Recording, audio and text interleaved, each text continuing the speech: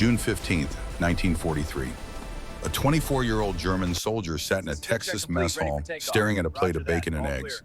He had been told Americans were barbarians who tortured prisoners. But when he took his first bite, something inside him broke, and he started to cry. The morning sun hit Camp Hind at an angle that made everything look golden. Hans Muller, prisoner number 31847, had been awake since before dawn. The heat was already building, that thick Texas humidity that made his Wehrmacht uniform stick to his skin like wet paper. 6 weeks since Kasserine Pass. 6 weeks since the Americans had taken him in North Africa, loaded him onto a ship, sent him across an ocean to a place he never imagined that he would see. Hans had expected brutality. 10 years of Nazi propaganda had painted a clear picture. Americans were weak, decadent, barely civilized. They would starve their prisoners, beat them, humiliate them. That was what happened to enemies of the Reich. That was what his officers had told him would happen if he were ever captured. The reality had been different from the start, and that difference had unsettled him more than any beating could have. The train ride from New York had been clean. The guards had not struck anyone. They had given the prisoners water. Real water, cold and clear.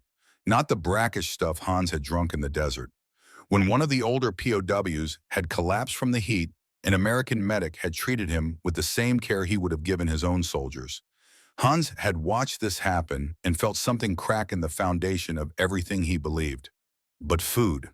Food would be the test. Everyone knew Americans were suffering from the war. Rationing, shortages. Surely they would not waste good food on prisoners. Hans had prepared himself for watery soup, stale bread, maybe some kind of gruel. The kind of rations that kept you alive but reminded you every day that you were defeated, that you were less than human. The mess hall was a simple wooden structure, fans turning slowly overhead, doing nothing against the heat. 200 German prisoners filed in for breakfast, boots scuffing against concrete floors. The smell hit Hans before he saw the food. Meat. Actual meat cooking. His stomach twisted with hunger so sharp it hurt. He joined the line, metal tray in hand, trying to look indifferent the way Colonel Weber always demanded. Show no weakness, accept no charity. Remain German soldiers even in captivity. Weber was watching from the corner of the hall, those cold blue eyes tracking every man who passed through the line. The kitchen worker was a young woman, maybe 22 or 23. Dark hair pinned back, flour on her apron, hands moving quickly as she filled trays. Hans held his tray out and watched her place food on it. 3 strips of bacon. 2 fried eggs, yolks still soft and orange. Toast, real toast made from white bread. A small cup of what looked like real butter. And coffee. The smell of it alone made Hans dizzy. He stared at the tray. This could not be real. This had to be some kind of trick. Maybe the food was poisoned. Maybe this was a test to see which prisoners were weak enough to accept American generosity.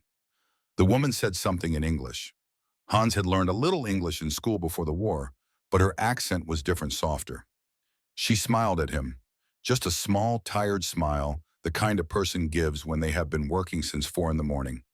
There was no hatred in it, no cruelty, just a young woman doing her job.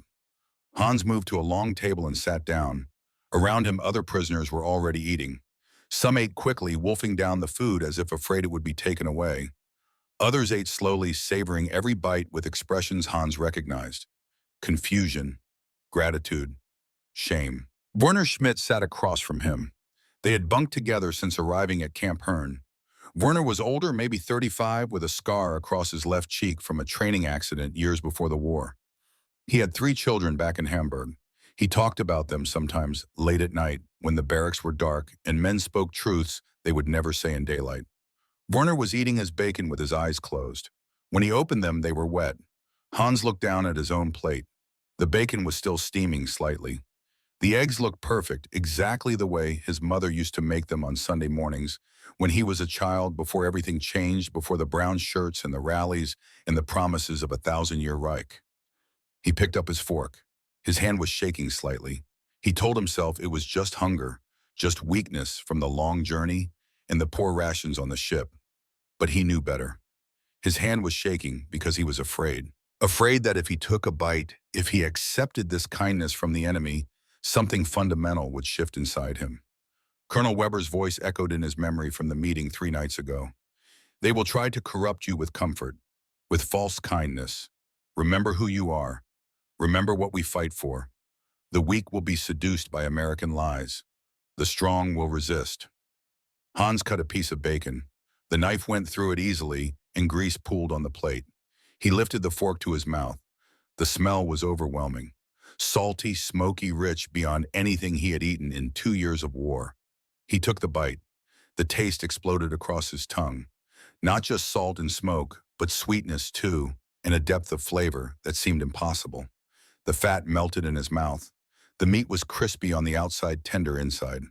It was better than anything officers had eaten in Berlin before the war. Better than the Christmas feast his family had shared in 1938, the last good year before Poland, before everything began to fall apart. Hans chewed slowly and something broke open inside his chest. Not his hunger, something deeper. He swallowed and immediately cut another piece. And another. He could not stop. The bacon disappeared. He moved to the eggs, breaking the yolks, with his toast soaking up the yellow richness. The coffee was real, not the ersatz substitute made from acorns that German soldiers had been drinking for a year. It was bitter and hot and perfect. Halfway through the meal, Hans felt wetness on his cheeks. He was crying, actually crying, tears running down his face while he ate breakfast in an enemy prison camp in the middle of Texas. He tried to stop, tried to control himself, but his body would not obey. The tears kept coming. Werner reached across the table and put his hand on Hans's wrist. Just for a moment, just enough to say, I understand. I feel it too. Hans looked up and saw that half the men in the hall were crying. Grown soldiers, men who had survived North Africa, who had watched friends die in the desert, who had endured thirst and heat and terror. All of them undone by bacon and eggs.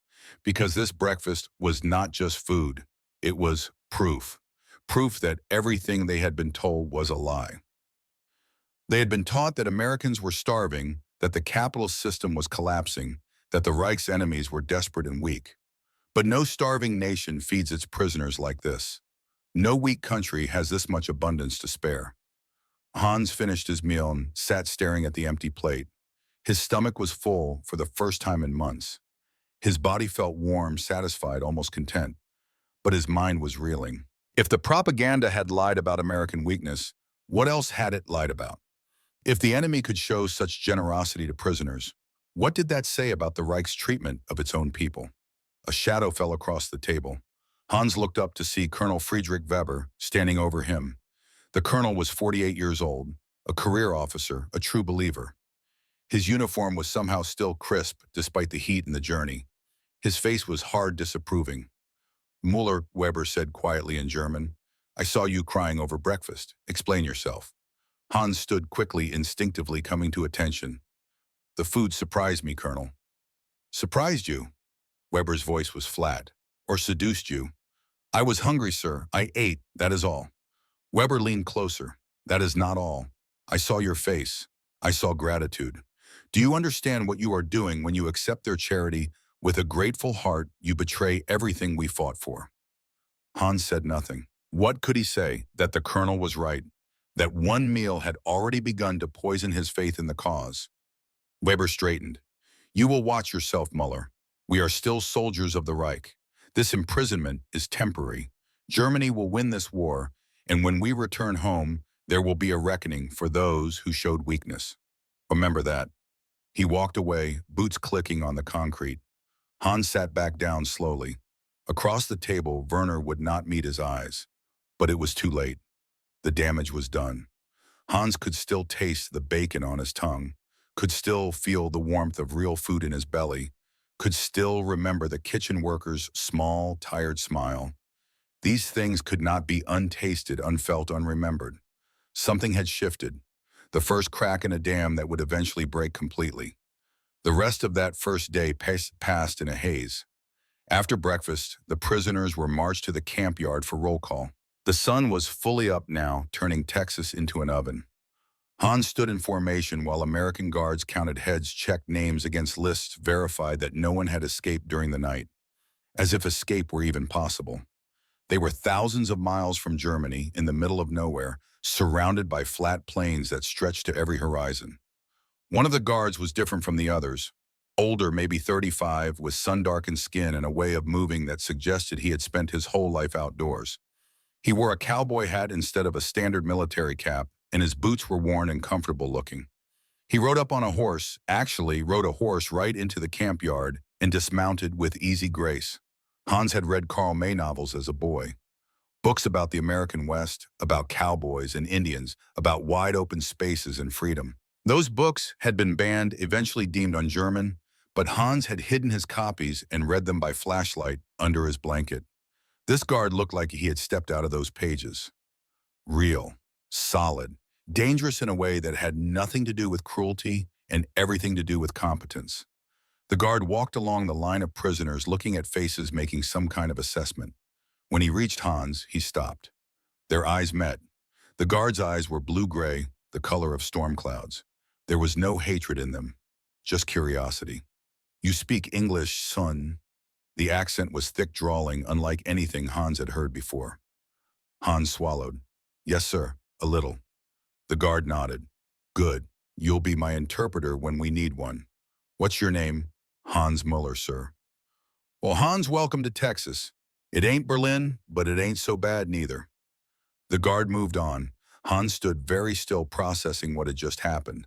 The man had called him son. Not prisoner, not German, not enemy. Son.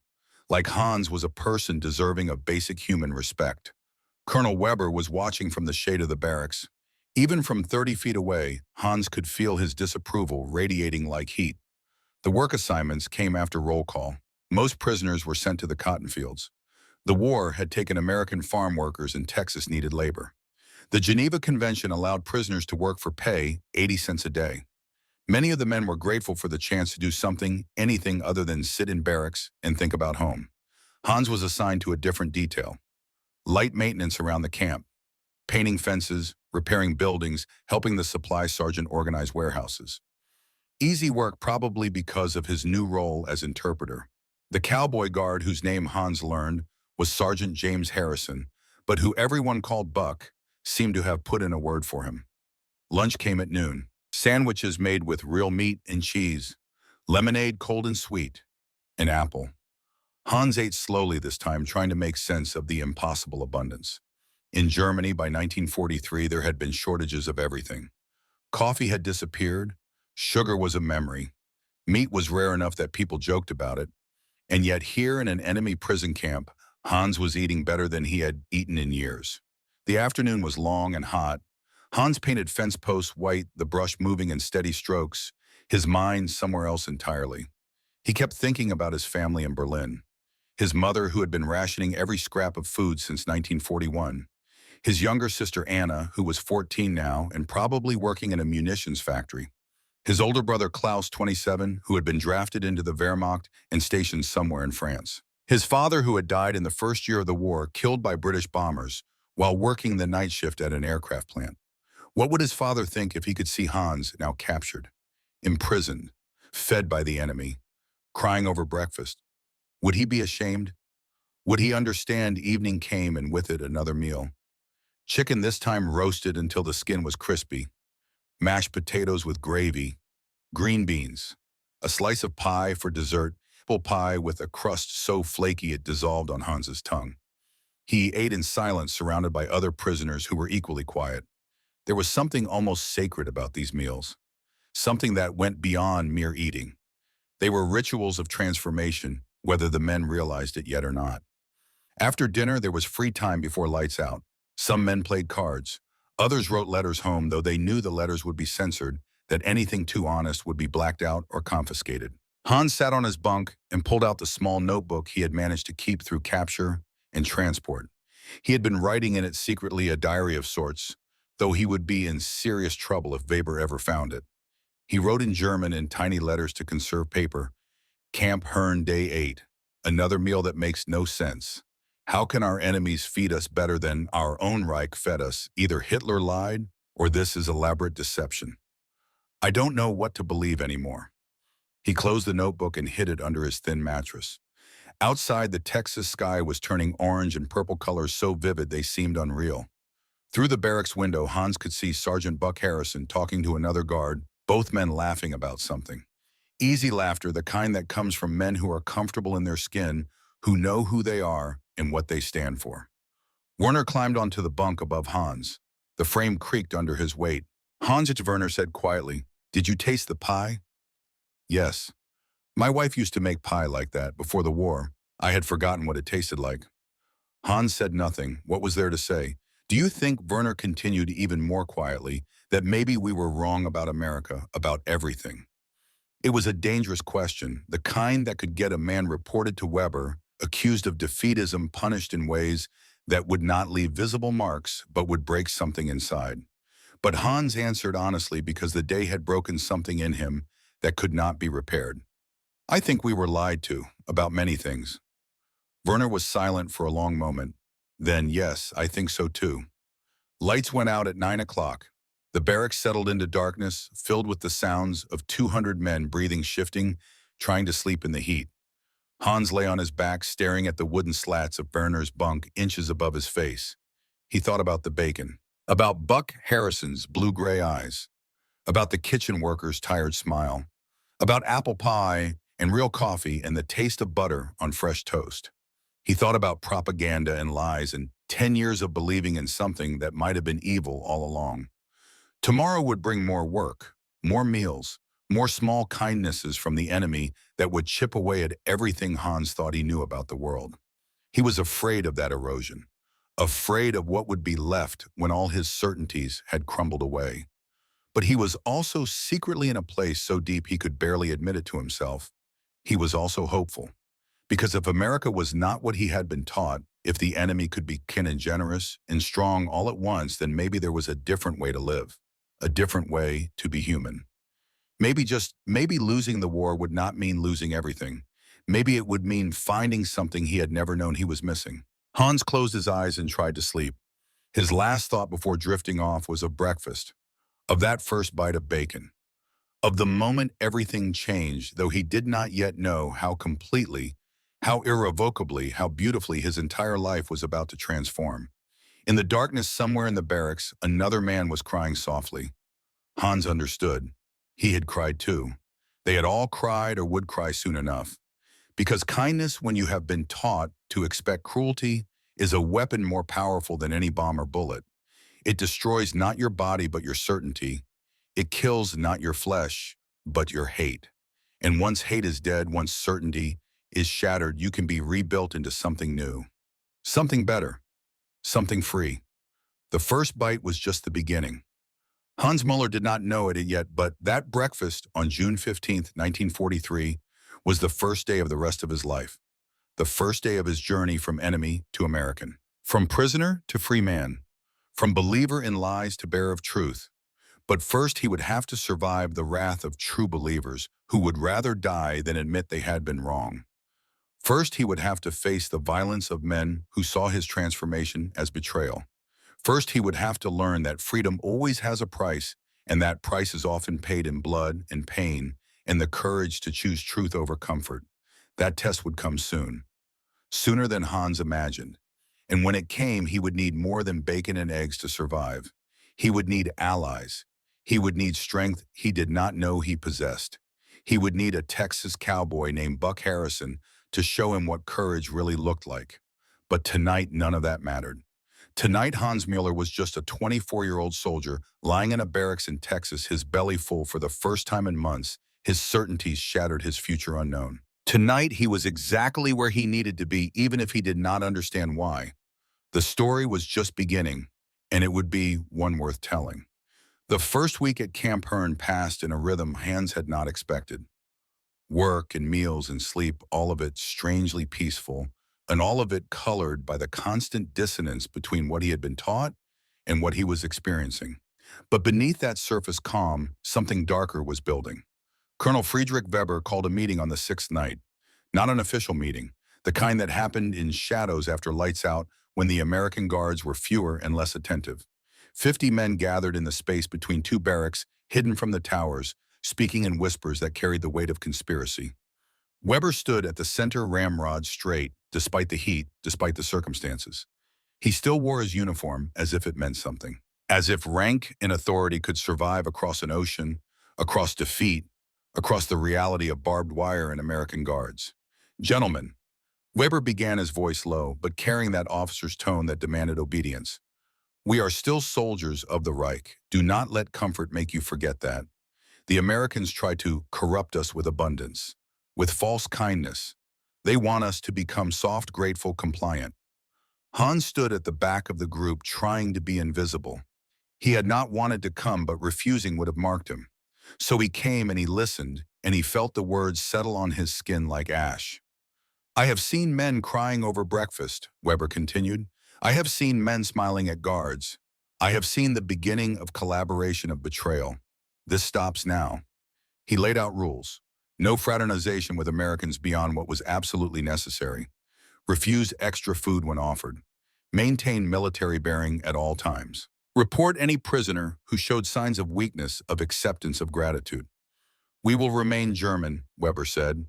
We will remain loyal, and when the Reich achieves final victory, when we return home as heroes rather than prisoners, there will be rewards for the faithful and consequences for traitors. The group dispersed slowly, men drifting back to barracks in ones and twos. Hans walked with Werner, neither of them speaking until they were safely inside, until the darkness gave them cover. He is insane, Werner whispered. Germany is losing. Anyone with eyes can see it, and he still speaks of final victory. Hans climbed onto his bunk. Belief is easier than truth, especially when truth means admitting you were wrong about everything. Above him, Werner shifted. The bacon was very good this morning. Yes, it was. I think I will eat it again tomorrow, and be grateful. And if that makes me a traitor, then I am a traitor. Hans smiled in the darkness, small rebellions. That was how change began. One bite of bacon at a time. Morning brought new postines and new faces. The regular guards rotated shifts, but there was one constant now. Sergeant Buck Harrison arrived each day at dawn, riding that same horse, wearing that same weathered cowboy hat. He had a presence about him, something solid and unshakable, like the Texas ground itself. Buck dismounted near the assembly area where prisoners gathered for roll call. He moved with the easy confidence of a man who had never doubted his place in the world. Not arrogance, just certainty. The kind that came from knowing who you were and being content with it. He walked along the line of prisoners, making eye contact, nodding to some, stopping to speak briefly with others. When he reached Hans, he paused. Morning, Hans. You settling in all right? Yes, sir. Thank you. Good. I need you to come with me after roll call. Got some translating needs doing. Hans nodded. Behind him, he felt Weber's eyes on him from across the yard. The colonel was always watching, always judging. By evening, he would know about this conversation. After roll call, Hans followed Buck to the camp office. The work was simple. Translating requisition forms, helping sort mail from Germany, explaining some confusion about work assignments. But what struck Hans was not the work itself, it was the way Buck treated him. Like a colleague, like a person whose thoughts and opinions mattered. You got good English, Buck said at one point, leaning back in his chair. Where'd you learn it? School before the war. I was good at languages. What did you do before you got drafted? Hans hesitated. Personal questions felt dangerous, like giving pieces of yourself to the enemy. But Buck's face showed only genuine curiosity. No interrogation tactics, no hidden agenda. I was studying engineering at university in Berlin. Then the war started and everyone had to serve. Buck nodded slowly. Same happened here. War takes young men and turns them into soldiers whether they want it or not. Hell, I was ranching full-time before Pearl Harbor. Now I'm a sergeant in the middle of Texas babysitting German boys who'd rather be home with their families. War's a strange thing. The casual honesty of it shocked Hans. The admission that war was not glorious, that soldiers on both sides were just men caught in circumstances, that duty could be resented even while fulfilled. These were thoughts Hans had hidden even from himself. Yet this American said them out loud, easy as breathing. Your ranch, Hans said carefully, you still have it?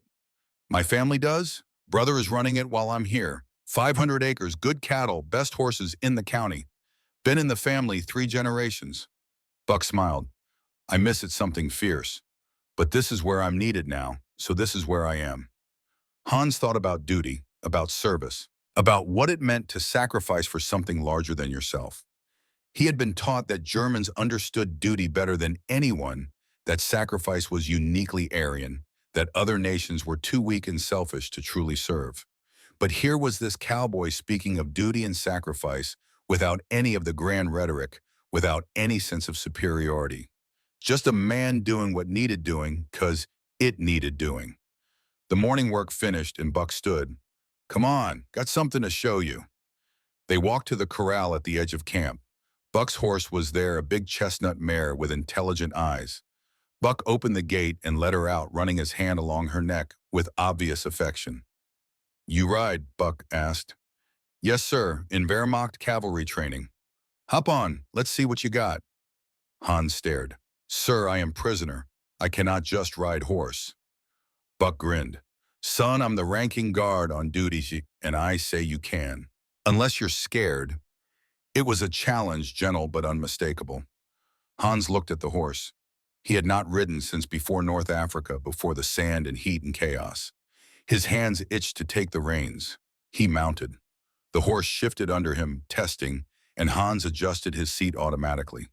Muscle memory from training from weekend rides in the countryside around Berlin in what felt like another lifetime. He touched his heels to the horse's flanks, and she moved forward smoothly. They rode around the paddock. Hans kept his back straight, his hands light on the reins, reading the horse's movements through his legs and seat. It felt like flying, like freedom, like being someone other than prisoner number 31847. Buck watched with approval. "Good seat, you know horses." They rode for maybe 10 minutes. Other prisoners stopped working to watch. Guards stared, uncertain whether to intervene. But Buck's authority held, and no one challenged him. When Hans dismounted, his legs were shaking slightly. Not from effort, from emotion. "Thank you, sir," he managed. Buck took the reins. "You treat a horse right, they'll treat you right back. Same with people, far as I can tell. You respect something, it respects you." He looked directly at Hans. "Remember that." They walked back toward the work detail in silence. Hans's mind was spinning. Weber would hear about the horse ride within hours, but Hans found he no longer cared what the colonel thought. For 10 minutes he had been free. For 10 minutes he had remembered what it felt like to be human rather than soldier, prisoner, enemy. Buck stopped before they reached the others. "Hans, let me tell you something my daddy told me. A man's measure ain't in what he believes when it's easy. It's in what he does when it's hard. You got choices to make here. Follow men like your colonel into whatever hell they're building, or find your own path. Your call." He walked away before Hans could respond. Hans stood there watching the cowboy's easy stride, trying to process words that sounded simple but cut straight to the heart of everything. The days developed patterns. Breakfast at 6, always abundant, always somehow shocking, no matter how many times Hans ate it. Work details from 7 to noon. Lunch, then more work until 6. Dinner, free time, lights out at 9. Simple. Routine. And within that routine, small miracles that accumulated like interest in a bank account Hans had not known he held. The showers were miracle enough. Hans's second week at camp, he was assigned to the shower building with a group of other prisoners. He had expected cold water, maybe a bucket to dump over his head. What he got was hot water. Actually, hot steaming water that came from pipes and fell like rain. Hans stood under the stream's soap in hand and felt 2 years of war wash away. He had not had a hot shower since leaving Germany. In North Africa, water had been scarce enough that washing meant a wet cloth if you were lucky. On the ship to America, the water had been salt. But this was luxury beyond anything officers enjoyed in the field. Around him, other prisoners were having the same revelation. Men who had been farmers and shopkeepers and students before the war, standing under hot water, remembering what civilization felt like. In Stalingrad, Werner said quietly, washing his hair with Riz shampoo, "We had no water for weeks. Men died of thirst 20 feet from the Volga because we could not reach it. And here our enemies give us hot showers daily." Hans had no response. What could he say? That the propaganda had lied, that they had been fighting for a regime that starved its own soldiers while its enemies fed prisoners bacon and eggs. That everything they had believed was inverted backwards, a mirror image of truth. The medical care was another shock. Third week at camp, Hans cut his hand on barbed wire while repairing a fence. The cut was deep, bleeding freely, probably needed stitches. The guard who saw it happen immediately sent Hans to the infirmary. The camp doctor was older, maybe 55, with kind eyes behind wire-rimmed glasses. He spoke German with a Munich accent, which surprised Hans until he saw the name on the man's coat. Dr. Robert Klein, a Jewish name. Hans sat very still while the doctor cleaned the wound. His mind was racing. Everything he had been taught about Jews flashed through his thoughts. Subhuman, parasites, enemies of the German people. Yet here was a Jewish doctor in an American uniform treating Hans's injury with expensive medicine and obvious skill. "This needs antibiotics," Dr. Klein said in perfect German. "To prevent infection, I will give you pills. Take one every 6 hours for 10 days. Come back if you see any redness or swelling." Hans found his voice. "You are Jewish." It was not a question. Dr. Klein looked up from bandaging Hans's hand.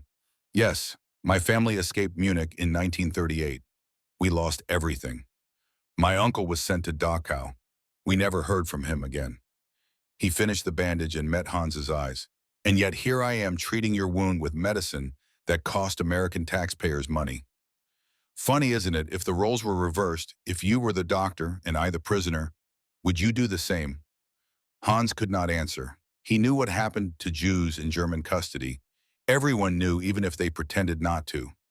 Everyone had heard the rumors, seen the deportations, noticed the empty shops and homes. Not knowing had required active effort, deliberate blindness. "I don't know," Hans said finally, honestly. Dr. Klein nodded. "At least you are honest. That is something." He handed Hans the bottle of pills. "Take these. Heal. Think about what kind of man you want to be when this war ends." Hans left the infirmary with a bandaged hand and a mind spinning faster than before. The ground kept shifting under his feet. Every day brought new evidence that everything he thought he knew was wrong.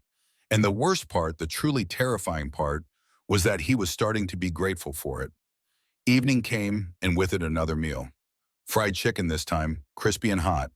Mashed potatoes. Corn on the cob dripping with butter. Hans ate slowly, savoring every bite, no longer crying, but no longer able to pretend this was normal. After dinner, as the sun set and turned the sky, that impossible orange Buck found Hans near the barracks. "Walk with me," Buck said. They walked the perimeter of the camp inside the fence, but far enough from other prisoners that their conversation was private. Buck pulled out a canteen and offered it to Hans. Water cold and clean. Hans drank and handed it back. "Why are you kind to me?" Buck took a drink himself before answering. "You ever hear about Texas history?" "No, sir." "Well, Texas wasn't always part of America. We were our own country once. Republic of Texas. Independent. Then we joined up with the United States. By choice." Buck looked out at the darkening plains.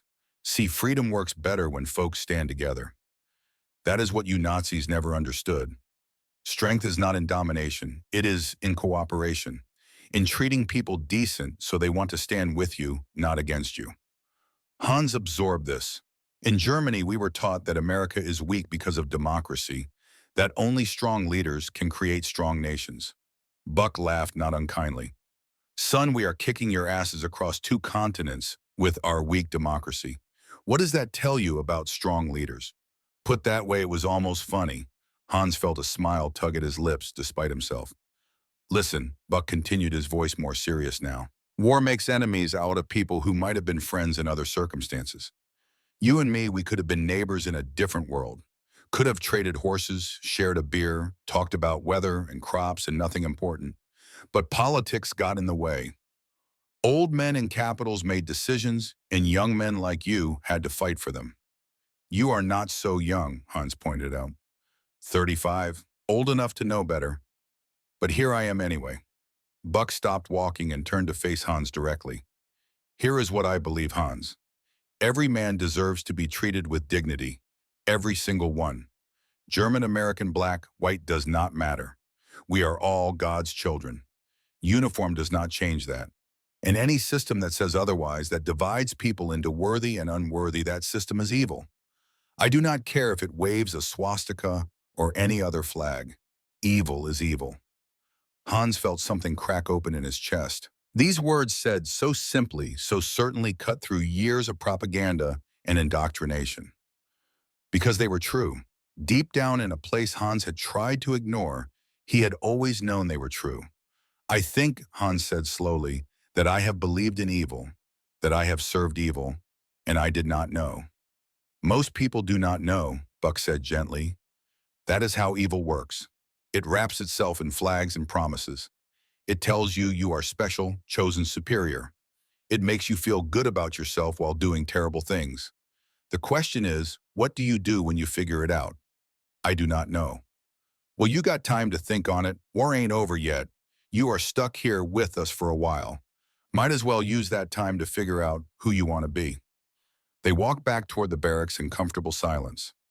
Other prisoners were settling in for the night, and in the distance, Hans could hear someone playing a harmonica, some German folk song that pulled at his heart.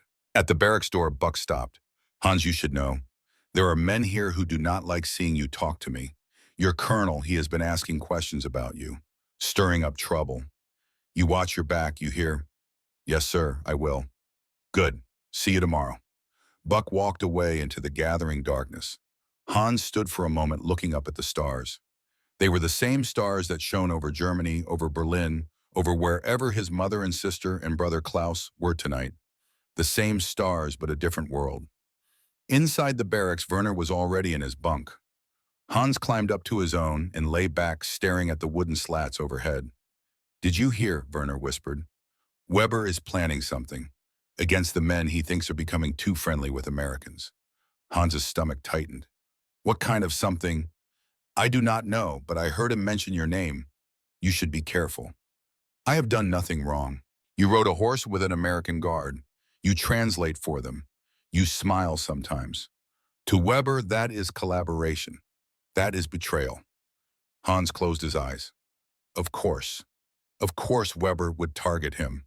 The colonel was a true believer, and true believers could not tolerate doubt, could not tolerate anyone who might expose the lies they had built their lives upon. What should I do? Werner was quiet for a long moment. I do not know, Hans, but whatever you do, do not go anywhere alone. Stay with groups, stay visible, make it hard for him to get to you without witnesses. Sleep did not come easily that night. Hans lay awake listening to the sounds of 200 men breathing, shifting, dreaming. Somewhere in this building, Weber was planning violence. Somewhere out there, Buck Harrison was sleeping easy, confident in his choices, secure in his identity. Hans was caught between them, between the old world and the new, between loyalty to a fading ideology and acceptance of uncomfortable truths, between what he had been and what he might become. The choice should have been simple, but choices are never simple when you have spent 10 years being taught that this choice means betrayal, means weakness, means death. Hans touched the bandage on his hand, thought about Dr. Klein's question. What kind of man you want to be when this war ends? The question assumed he would survive to the end, assumed there would be a chance to be anything at all. He finally slept near dawn, and his dreams were confused tangles of bacon and barbed wire, of Buck's calm certainty and Weber's cold rage, of horses running free across plains that stretched forever, unreachable, impossible, beautiful. Morning came too soon. Breakfast was bacon again, and eggs and toast. Hans ate mechanically, tasting nothing, watching Weber from the corner of his eye. The colonel was talking to 3 other prisoners, all hardcore believers, all men who had been officers before capture. Their heads were close together, voices, low gestures, sharp. Buck arrived at roll call as always on that same horse under that same sky. When he met Hans's eyes, something passed between them. Understanding, warning, alliance. Stay close today, Buck said quietly when he passed. Do not go off alone. Hans nodded. His heart was beating faster than it should. Something was building. Something was coming. The peaceful routine was about to break, and when it did, Hans would have to choose. Finally, irrevocably, he would have to choose which man he wanted to be. The day passed in mounting tension. Work detail, lunch, more work. Every moment Hans expected something to happen. Every shadow could hide Weber's thugs. Every corner could be an ambush. Nothing happened, but the waiting was its own kind of torture. Evening came. Dinner. Free time. Hans stayed in the open, surrounded by other prisoners, never alone, always visible. Werner stayed close, protective, without being obvious. Lights out at 9. Hans climbed into his bunk, fully dressed, boots on, ready for whatever might come. It came at midnight. 3 men pulled Hans from his bunk hands over his mouth to muffle any sound. They dragged him outside between the barracks into shadows where guards could not see. One of them was the man Hans had seen with Weber that morning. The other two he did not recognize. Their faces were hard, certain, full of righteous fury. They threw Hans against the wall. The impact knocked the wind from his lungs. "Traitor," one of them hissed in German. "Collaborator. You smile at Americans. You ride their horses. You betray everything we fought for." A fist hit Hans's stomach. He doubled over, gasping. Another punch, this one to his face. His lips split. Blood filled his mouth. "Colonel Weber wanted you to understand," the man continued. "This is a warning. Stop fraternizing with the enemy. Stop showing weakness. Be German, or next time we will finish this." Something sharp pressed against Hans's throat. A sharpened spoon, crude but deadly. Hans could feel the edge dimpling. His skin could imagine how easy it would be for them to push just a little harder to open his throat and leave him bleeding in the Texas dirt. "Understand?" the man asked. Hans managed a nod. The spoon withdrew. The men melted back into shadows, leaving Hans collapsed against the wall, bleeding alone. He sat there for several minutes, trying to breathe normally, trying to stop shaking. His face hurt. His stomach hurt. But worse than the physical pain was the fear.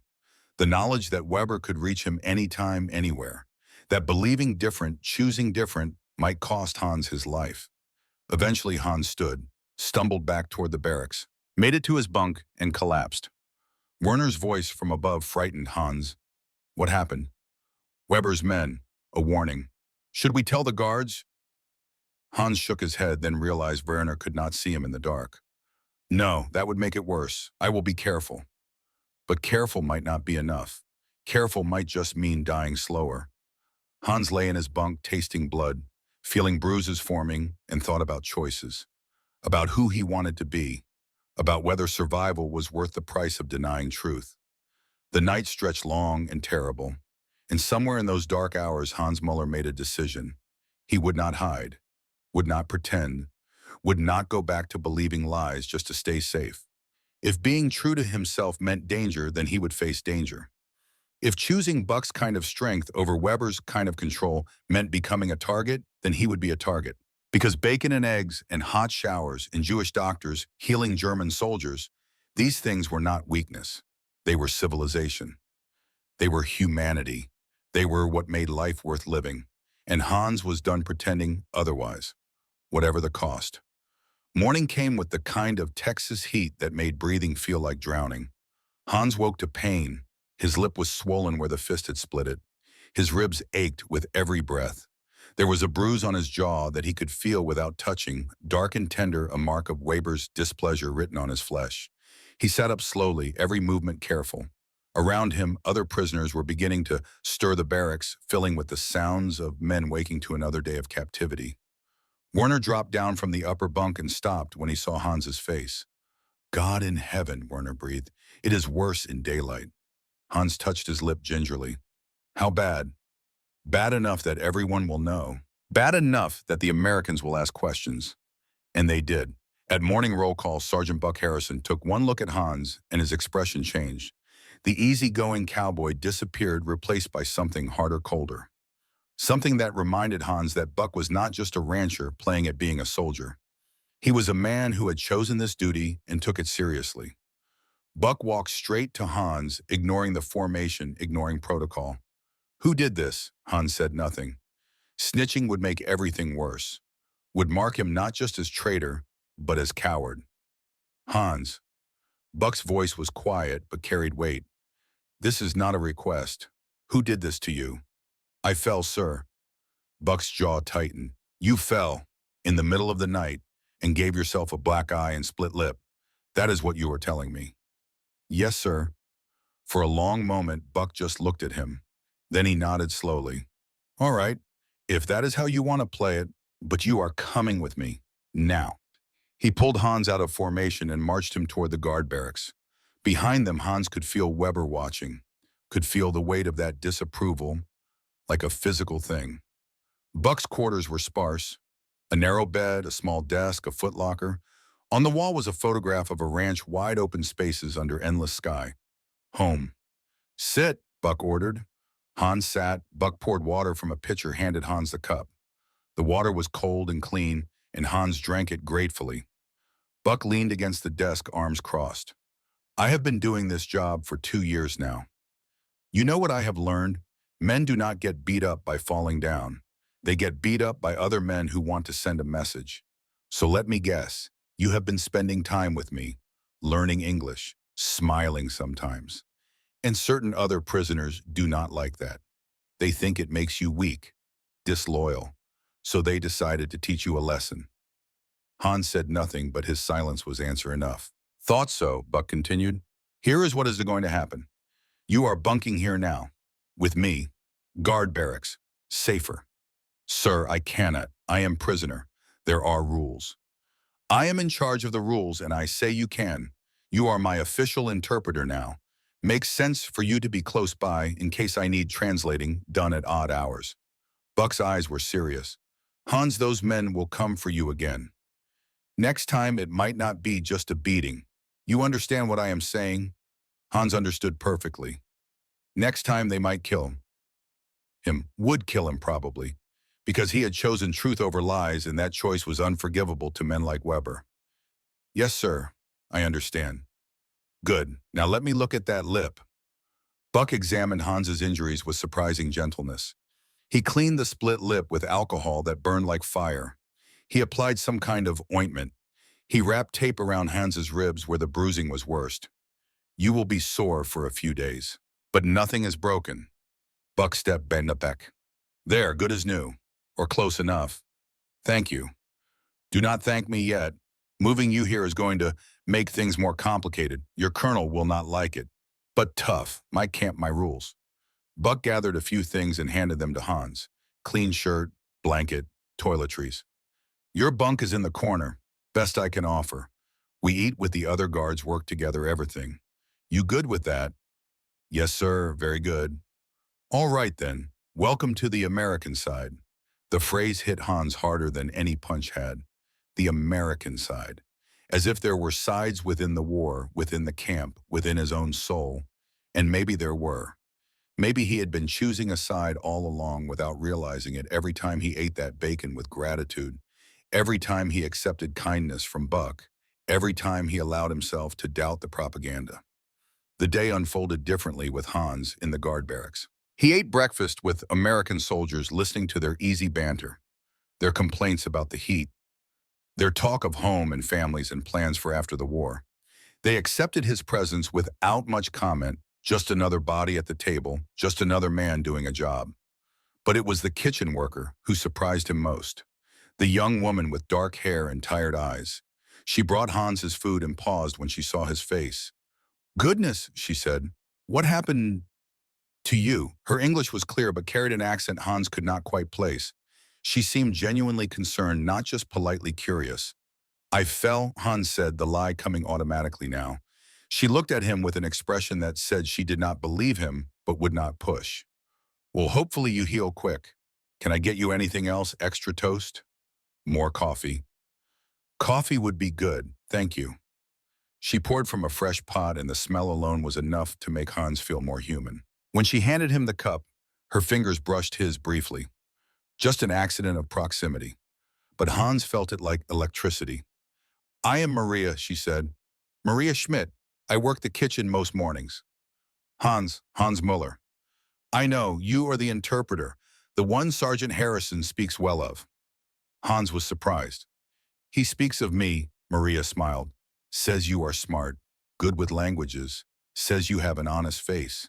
She glanced toward where Buck was sitting with other guards. Buck is good judge of character. If he trusts you, that means something. She moved on to serve other soldiers, but Hans found himself watching her.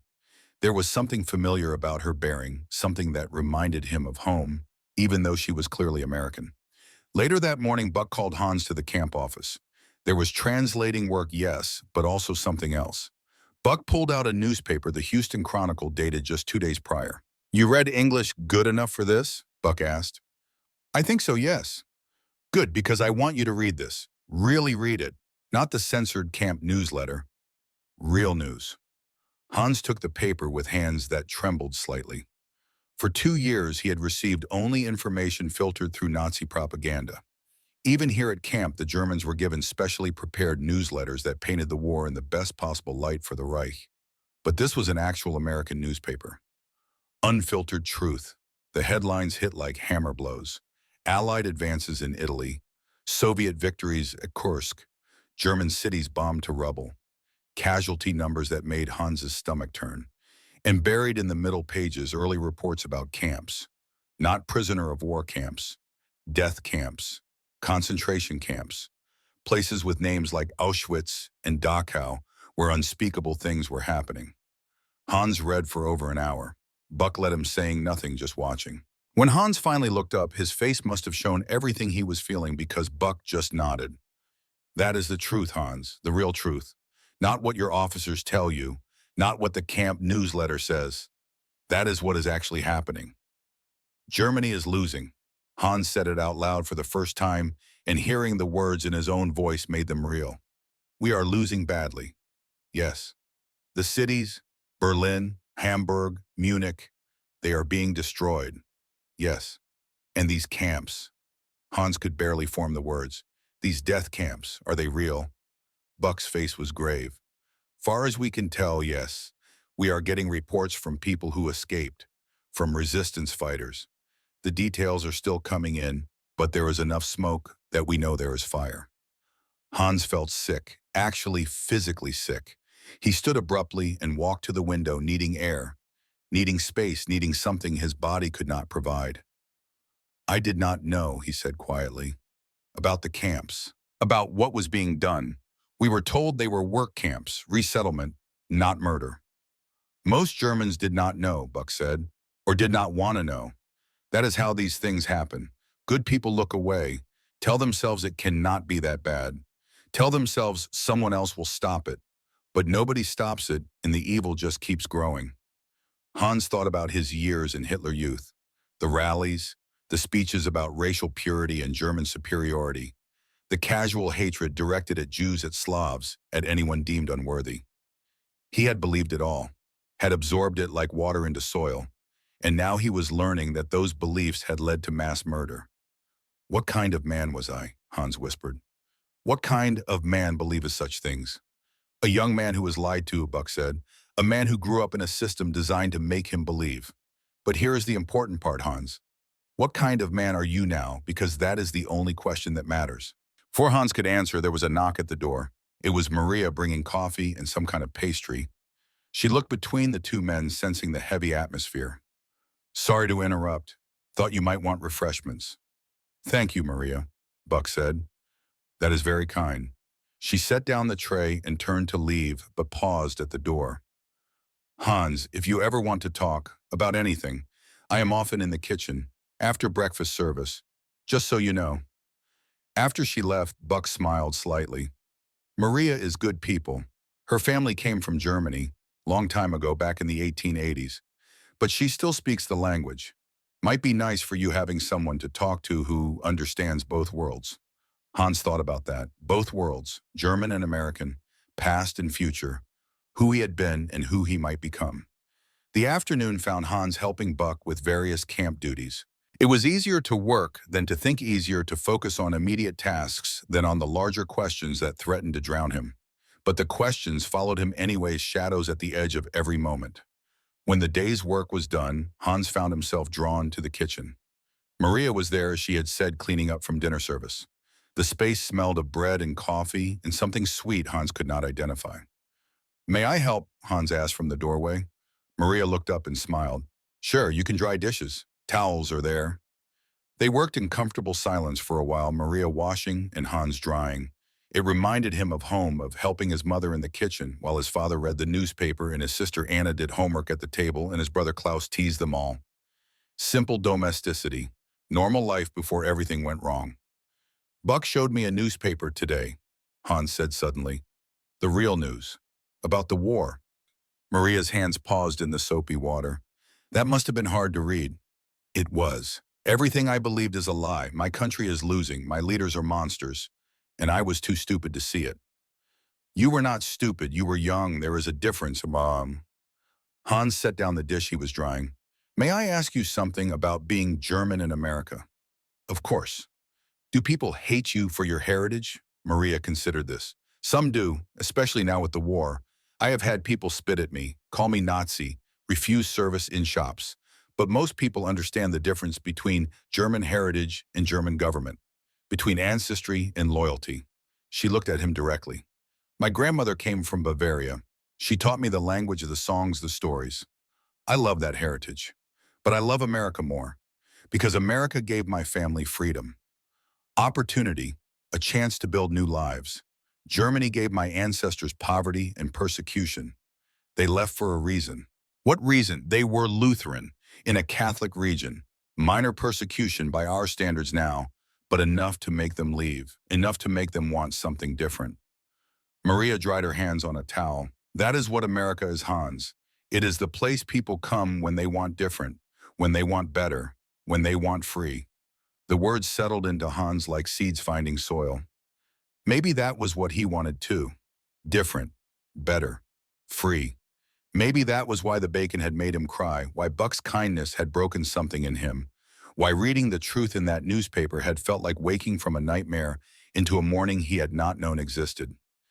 Do you think, Hans asked carefully, that a person can change who they are? Can you stop being one thing and become something else?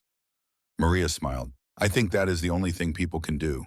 Change, grow, become. Everything else is just pretending to be stone when you are really water.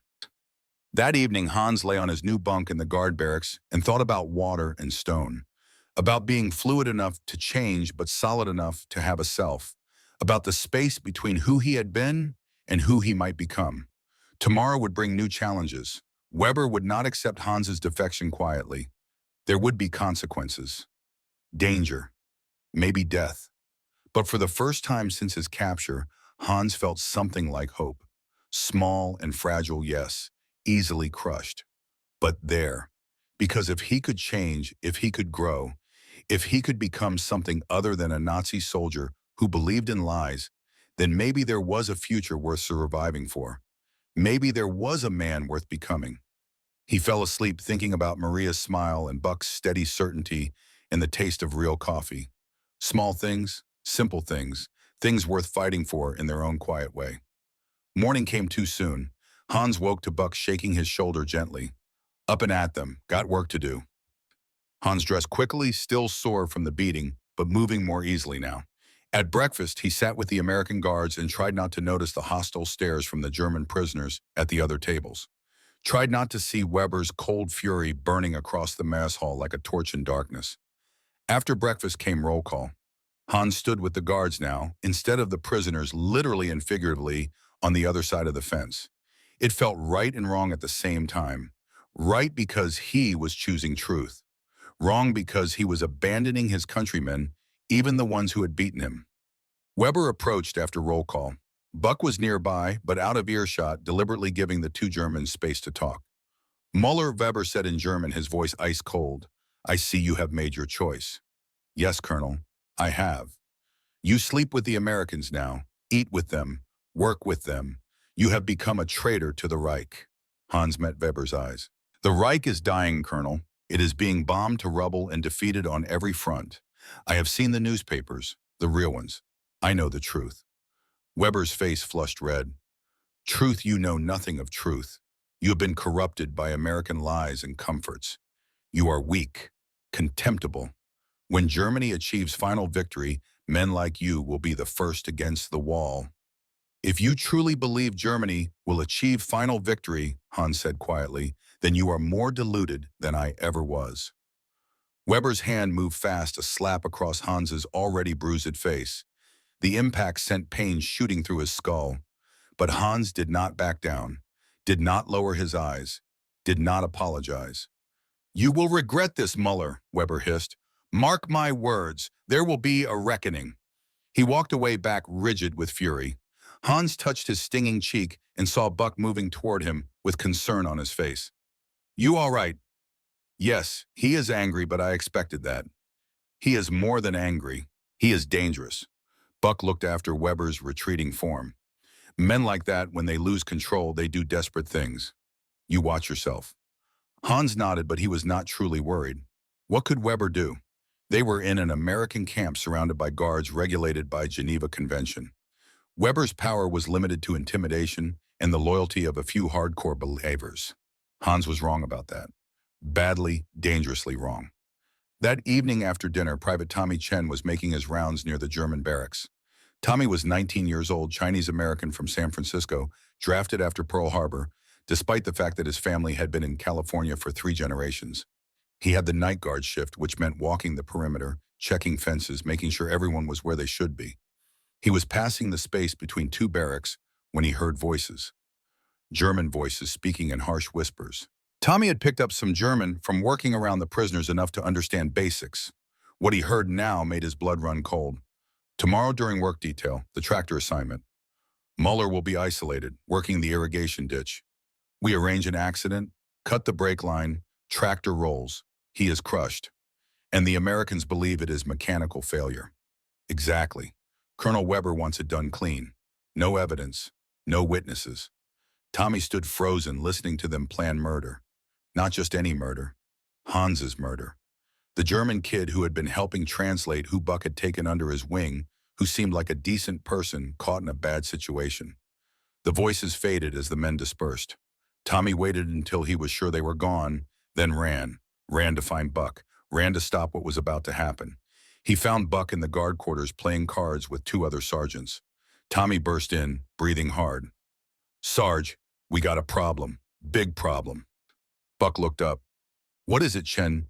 "It is Hans, the German kid. They are planning to kill him tomorrow, during work detail." I heard them talking. Buck was on his feet instantly. "Who? How many?" "4, maybe 5. Colonel Weber's people. They are going to sabotage a tractor, make it look like an accident." Buck's face went hard. "Where is Hans now?" "In his bunk, asleep, I think." "Good, he stays there. And tomorrow he stays with me.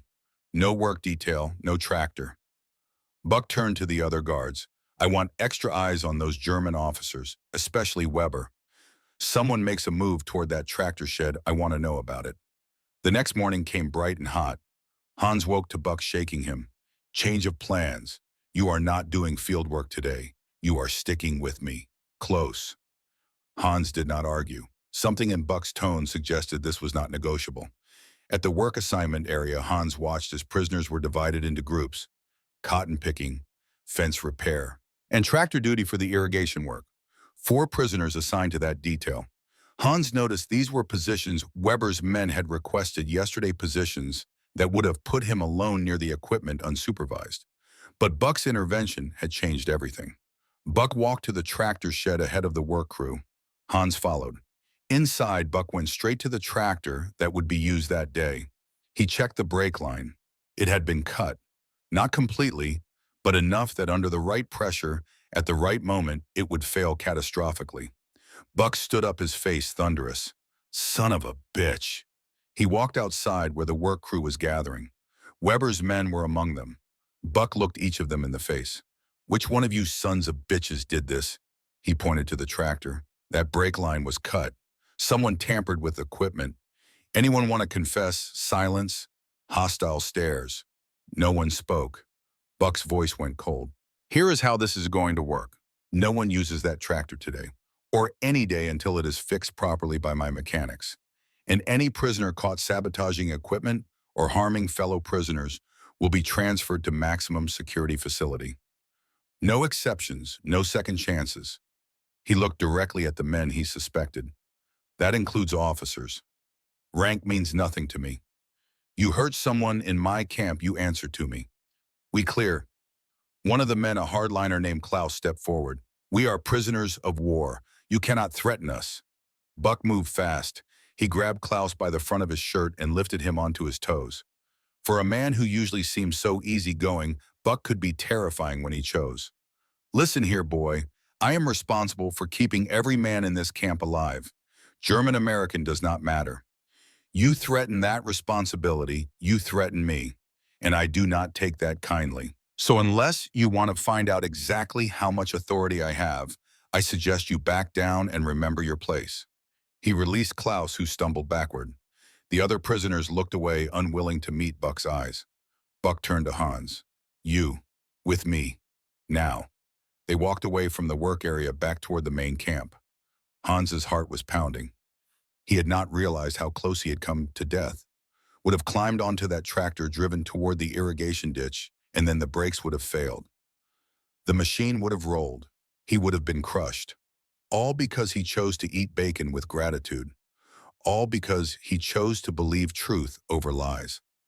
Thank you, Hans said quietly. You saved my life, again. Buck stopped walking. Hans, I need you to understand something. This is not over. Weber and his people, they are not going to stop. They see you as a symbol, a warning to others. If they cannot kill you, they will try to make an example some other way. What should I do? You stay close to me, you stay visible. You make it so they cannot get to you without being seen. Buck put a hand on Hans' shoulder. And you keep being brave enough to choose truth, because that is what is really happening here. You chose truth, and that choice matters. It matters more than you know. Hans looked at this American cowboy who had become his protector, his teacher, his friend. A man he would have killed without hesitation 6 months ago, simply because they wore different uniforms. Now the idea of harming Buck seemed impossible, unthinkable, evil. I will not go back, Hans said, to believing lies, no matter what Weber does, no matter what it costs. Buck smiled. Good man, that is all anyone can ask. To stand up for what is right even when it is hard. Especially when it is hard. They walked back to the guard barracks together. Behind them, the German prisoners returned to their work, minus one tractor, minus their plot, minus their certainty that they could control one of their own who had chosen a different path. And in the space between two barracks, Colonel Weber stood watching. His face was a mask of cold fury. He had lost this round. But the war was not over. Not by a long measure. Hans Müller had chosen sides. Had chosen truth over lies, kindness over cruelty, the uncertain future over the false certainties of the past. That choice had nearly cost him his life. Would probably threaten it again. But he had Buck Harrison standing with him now. Had Tommy Chen watching his back, had Maria Schmidt offering quiet friendship, had a place in the guard barracks where he could sleep without fear of midnight attacks. Most importantly, he had himself, the real self, the one buried under years of propaganda and lies. The one that had always known deep down that bacon and eggs from the enemy meant something profound.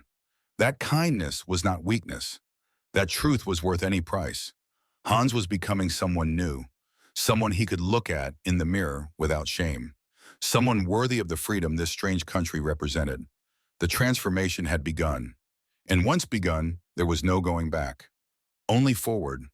Into whatever future waited beyond the barbed wire and the war and the lies.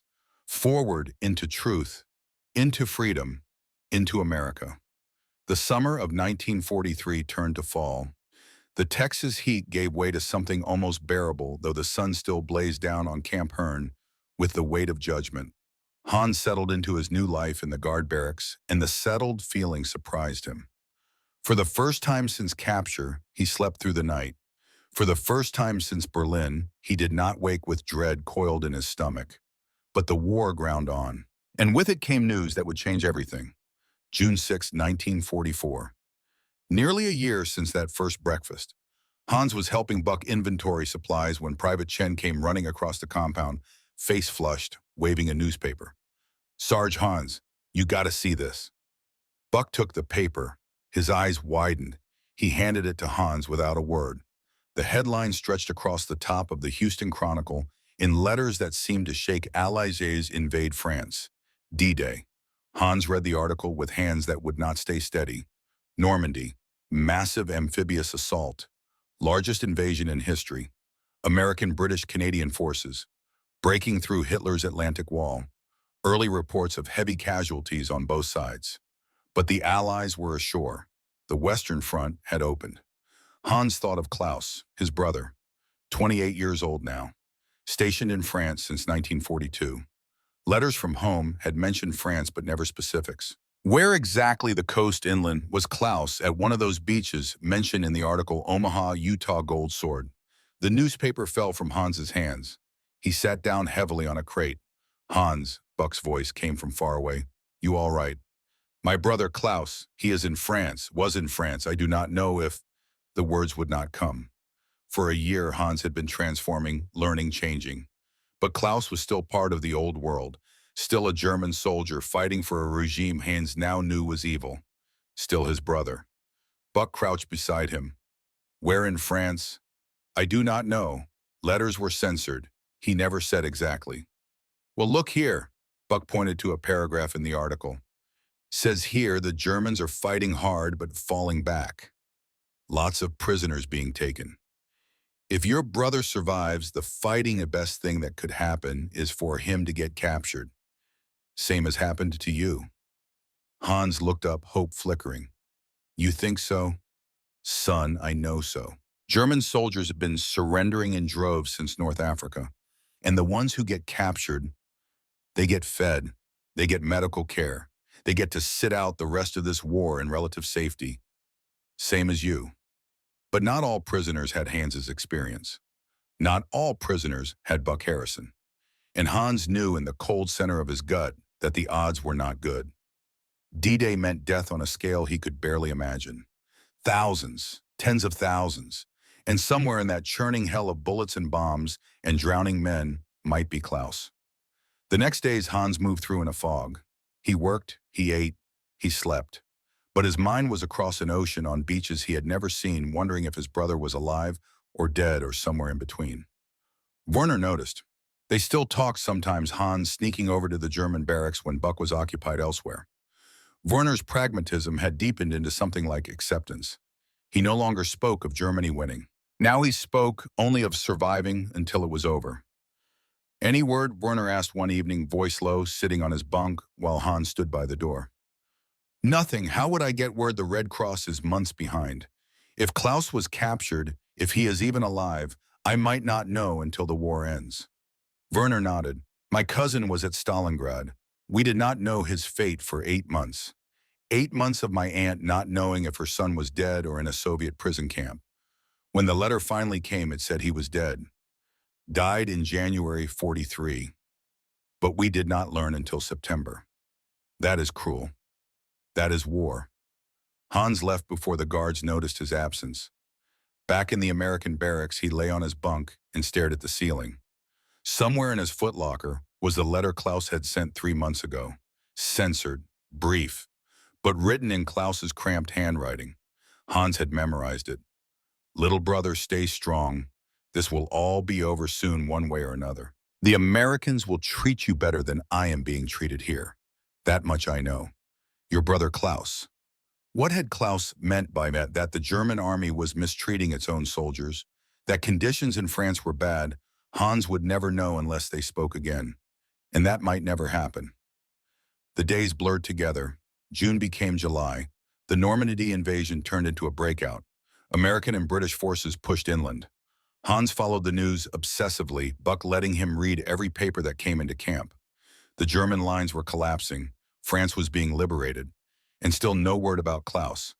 Then on a Thursday morning in late July, Buck found Hans painting fence posts near the perimeter. Hans, come with me, now. Something in Buck's voice made Hans's heart stop.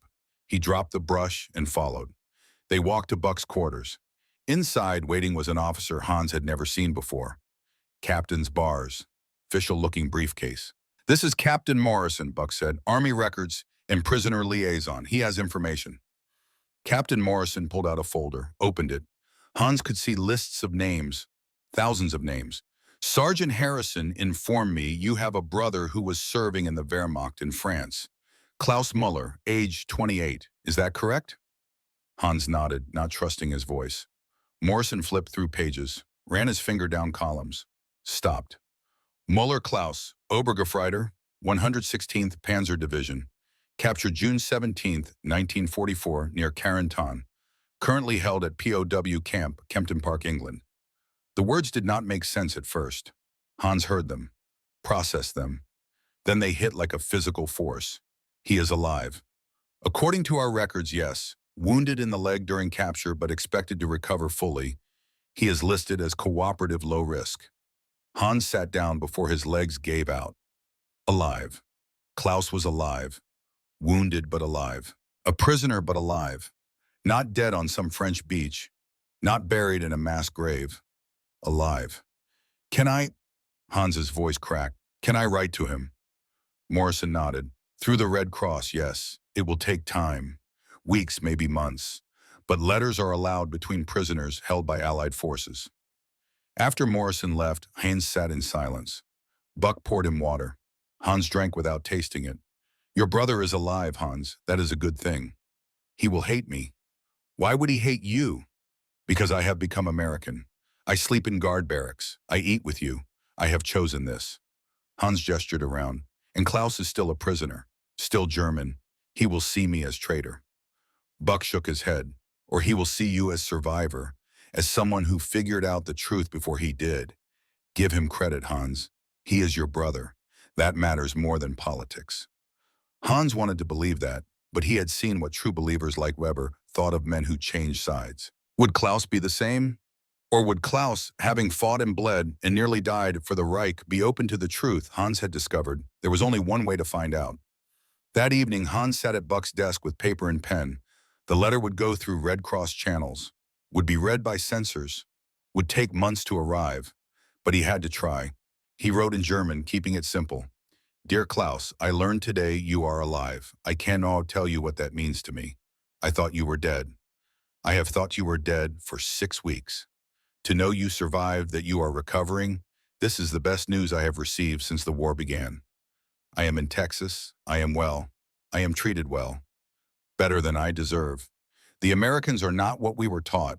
They are not weak or cruel or barbaric. They are people. Just people. Some good, some bad, most somewhere in between.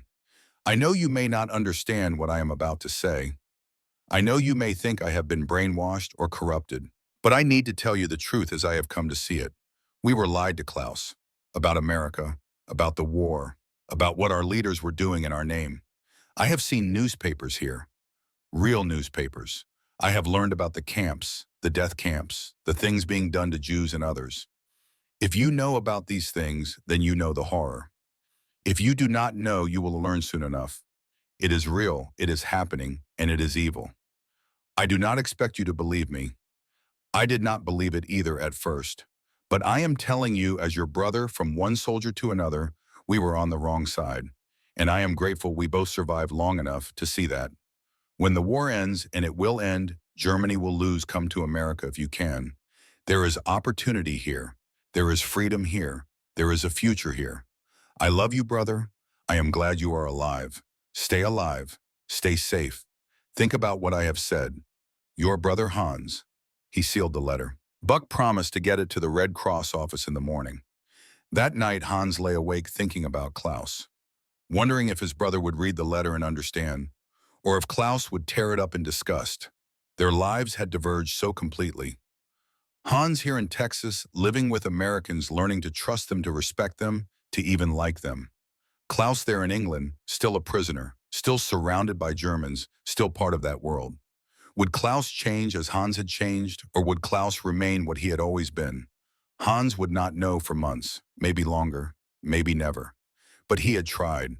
He had reached across the ocean, across the divide of ideology and belief, and tried to save his brother from the lies that had nearly destroyed them both.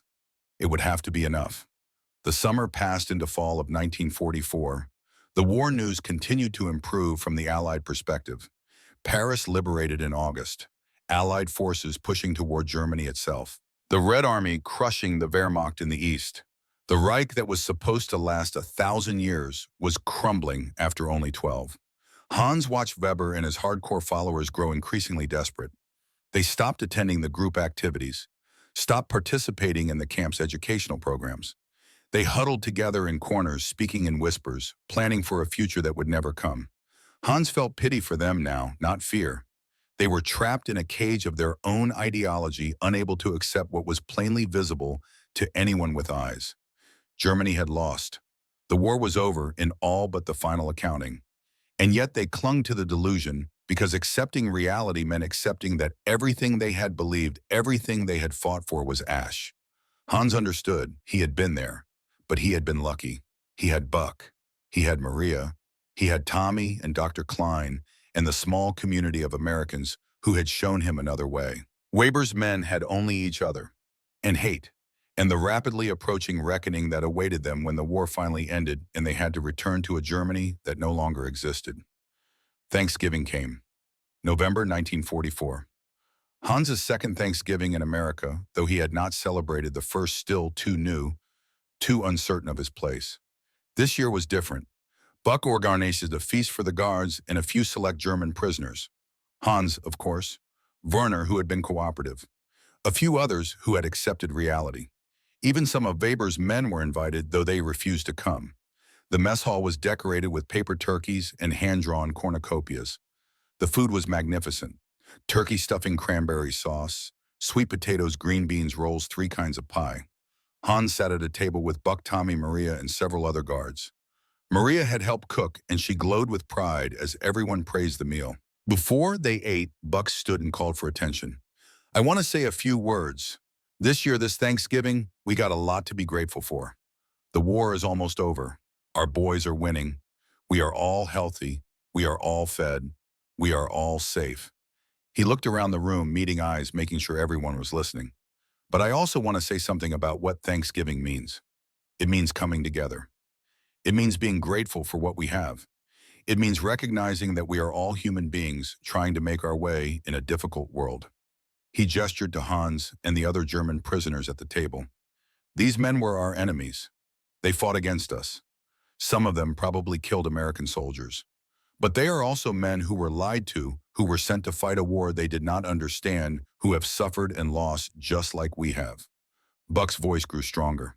I am grateful today that we could be big enough, strong enough, confident enough in who we are as Americans to treat these men with dignity, to feed them, to house them, to help them see that there is a better way. That is what makes us different. That is what makes us better, not our bombs or our tanks, but our humanity, our ability to turn enemies into friends. He raised his glass of cider. So here is to Thanksgiving, and to the day when all this is over and we can all go home. Everyone raised their glasses. To going home. Hans raised his glass too, though he knew his home was no longer Germany. His home was here, in this room, with these people, with Buck and Maria and Tommy and all the others who had shown him what it meant to be free. They ate, they laughed, they told stories. For a few hours, the war felt far away. For a few hours, they were just people sharing a meal. After dinner, Maria found Hans outside looking up at the stars. You are quiet tonight, she said. I am thinking. About Mama, about how a year ago I was still believing lies. Still thinking America was the enemy. Still trapped in everything I had been taught. He looked at her. And now I am here. Eating Thanksgiving dinner. Sitting with Americans. Friends with Americans. How did this happen? Maria smiled. You let it happen. That is how. You were brave enough to question what you had been taught, to see the truth. Not everyone can do that. I had help. We all need help. None of us figure life out alone. They stood in comfortable silence, watching the stars. Maria, Hans said carefully, may I ask you something? Of course, my son. When the war ends, when we are all free to go where we want, do you think a German could stay in America? Maria turned to look at him. Is that what you want? I do not want to go back to Germany. There is nothing there for me now. My father is dead. My mother and sister are there, yes. But Germany is not my home anymore, if it ever was. Then yes, Maria said simply. I think a German could stay in America, especially a German who has learned what you have learned, who believes what you believe, who wants to be American, not just in location, but in spirit. Hans felt something loosen in his chest. Hope, real hope. Not just surviving, but living, building a future. Here, in America. Would people accept me, he asked. Some would not. But that is true of anyone anywhere. You cannot control what others think. You can only control who you choose to be. I choose to be American, Hans said. I choose freedom. I choose truth. Maria took his hand. Her fingers were warm, her grip firm. Then that is what you will be. They stood hand in hand looking up at the Texas stars, and Hans felt for the first time that the future was not something to fear, but something to embrace. The war would end. Germany would lose. He would be free. And he would make a life here in this strange country that had taught him what it meant to be fully human. December came. The weather turned colder, though nothing like the winters Hans remembered from Berlin. Texas cold was a pale imitation of German cold. But it was cold enough to need jackets to see your breath in the morning, to huddle close to fires in the evening.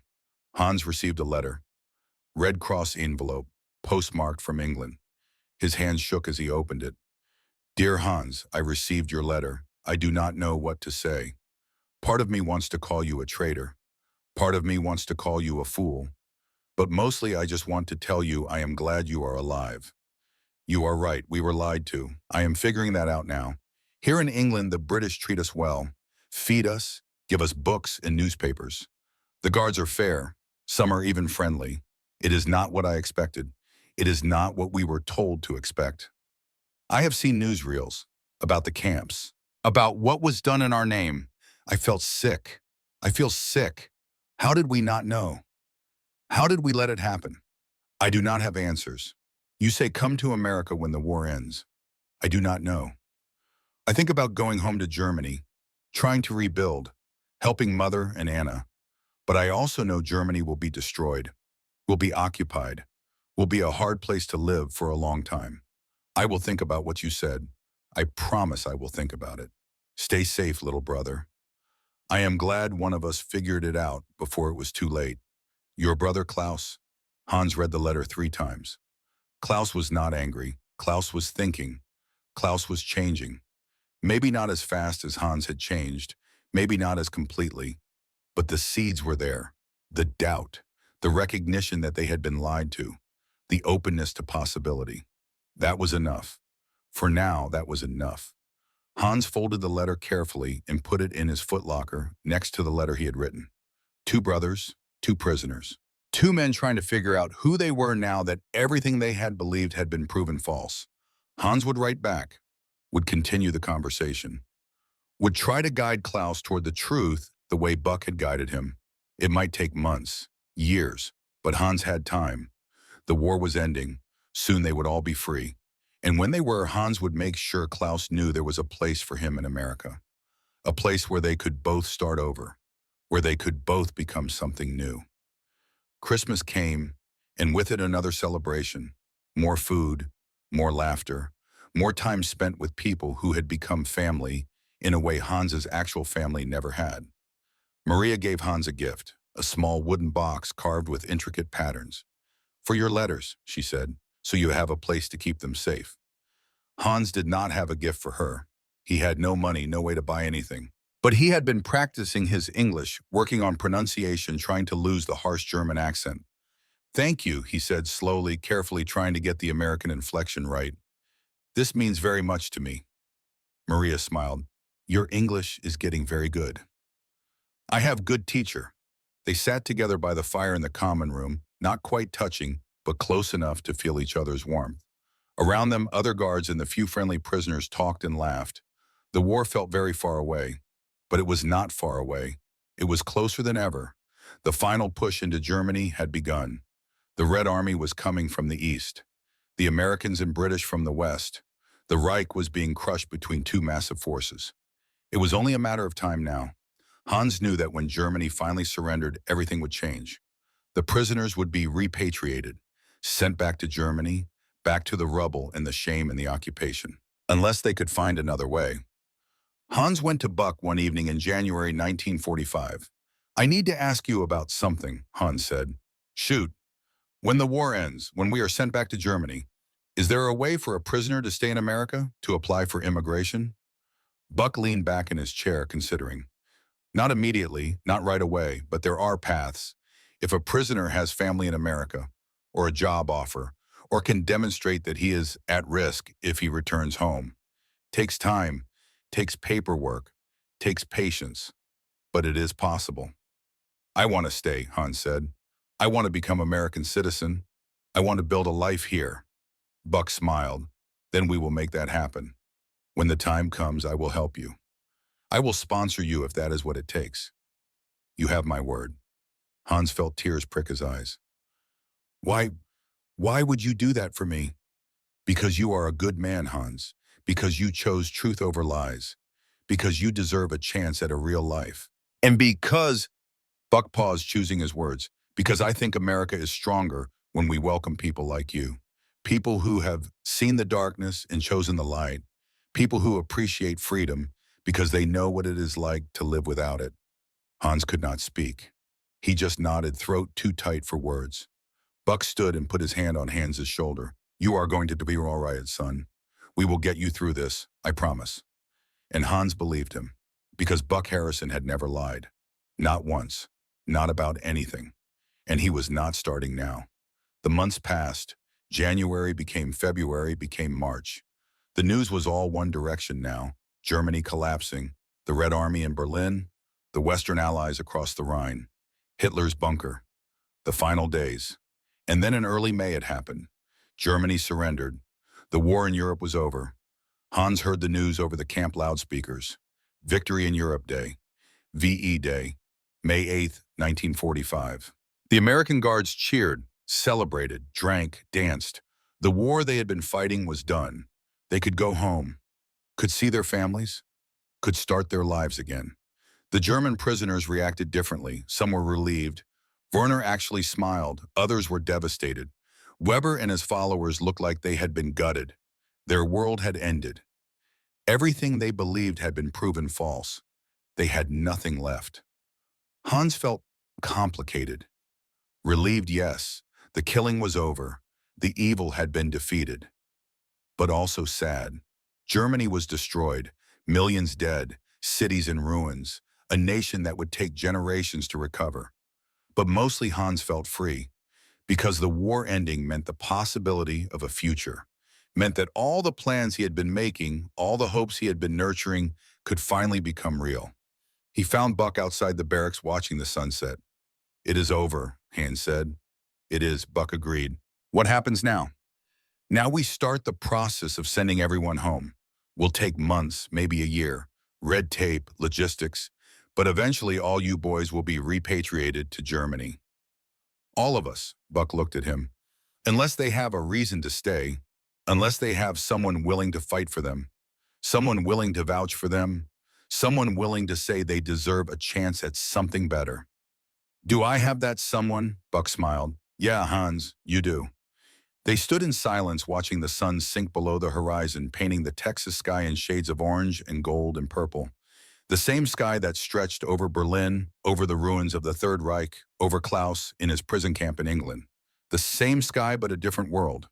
A world where Hans Muller was no longer prisoner number 31847, where he was no longer enemy, no longer German soldier, no longer believer in lies.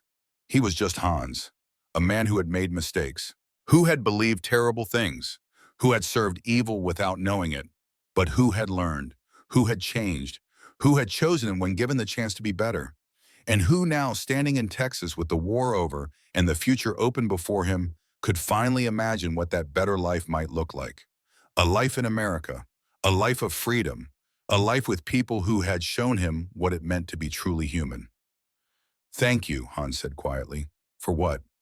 For everything, for saving my life, for showing me the truth, for giving me a chance. Buck put his hand on Hans' shoulder. You saved yourself, Hans. I just pointed you in the right direction. Everything else you did on your own. They stood together in the gathering darkness, two men from different worlds who had found common ground, who had proven that enemies could become friends, that truth could defeat lies, that freedom was stronger than hate. The war was over, but the story was just beginning.